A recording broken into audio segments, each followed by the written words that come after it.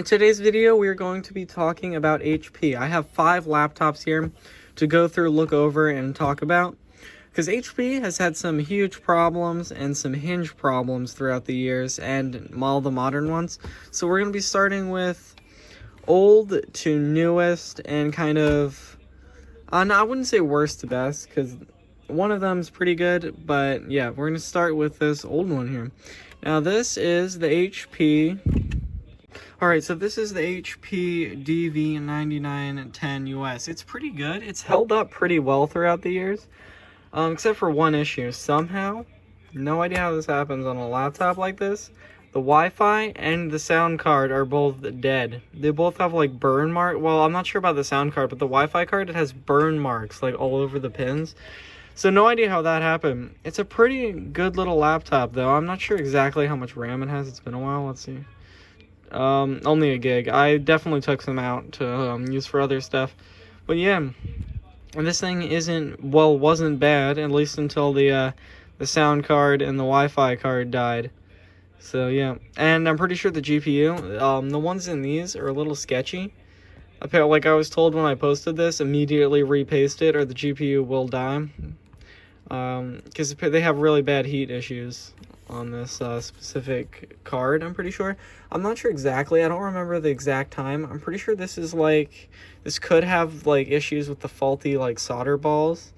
I'm pretty sure it is from that time. So this is the HP DV6. This right here is definitely the worst case, and how HP gets its nicknames. This is the HP DV6. It works perfectly, although I'm sure you can tell what's wrong with this one. The hinges are broken. Let's go inside here. Yeah, like the same issue. There's a little metal thing here encased in plastic, and that plastic cracks, and then the metal piece comes out and the screws falls out, which makes the hinge break. This laptop still works perfectly fine, except for that, which is annoying. I might eventually, the screen's still good and stuff, so I might eventually try to get another one, especially if I find a cheap one with a broken screen or something, because I really did like this computer. This was the best HP that we own. This is the HP Pavilion 15T N200 or something. I believe that's what it is. It has, I believe it was 8 gigs of RAM, an i5 3rd gen, so it's a pretty good computer, iGPU, but the iGPU is the 4400, which isn't too bad.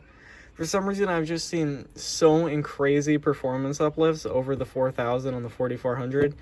It could just be me. Alright, so, yeah, like I said, this isn't a bad computer at all, except for one thing, the keen eye among you may have noticed. Lines all over down the screen. There's one here as well. I have a piece of painter's tape pressing it down so it goes away. You can also get this one to go away if you try hard. But yeah, this thing, I'd actually use this as like my main laptop, because I use a 2012 MacBook Pro with a 3rd gen i5 and yeah, a 3rd gen i5 and a 4000. What CPU is in this exactly? Because I thought it was 4,000. 3,000 in here. And then this is a 4,000. Let's find exactly what it is. So I took the RAM out, so it should only have 4 at the moment, but it originally had 8. Alright, yeah, this has a 4200U, which really isn't that bad.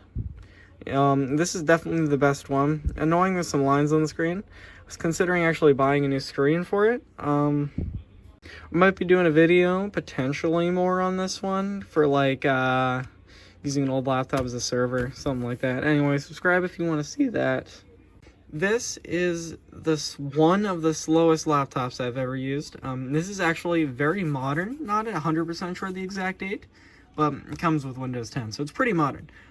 This has the slowest hard drive I've ever used. I don't even know, is it a hard drive? Oh yeah, it's a hard drive, I can hear it. But this is the slowest hard drive I have ever used, like ever. It takes so long to do anything. And it has a Celeron N3050. I'm not sure entirely how easy it is to get in it. So maybe I could put a SSD in it, but I don't know. And maybe more RAM. Maybe I'll do that one day, but not right now. Alright, it is almost on. This is actually the HP we are going to be focusing on in a little while, doing some performance tests, stuff like that. But I have one more to talk about before we do that. This is the most modern and powerful laptop. This has a 10th gen i7, like 12 gigs of RAM, an Iris Plus GPU, I believe it is. And this one has probably the most annoying, because this one didn't last 10 years, and like the other ones, the other two lasted like 10 years before they had minor problems, besides the one below this. But basically, and it was the most expensive, this one.